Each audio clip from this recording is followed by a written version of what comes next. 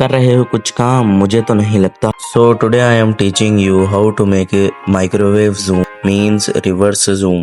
If you want more tutorials, so like and subscribe, it will give me motivation. Without wasting time, let's get into the video.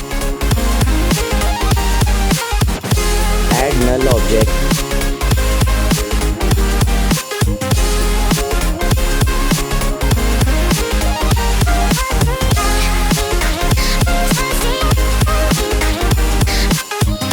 Add two keyframes in starting and ending.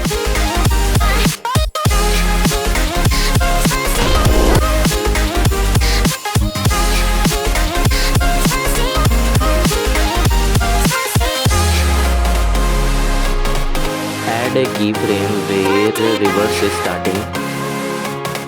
Zoom it like I am zooming.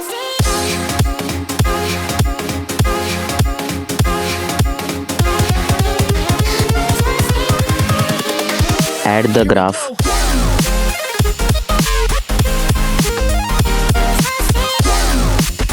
Copy the graph.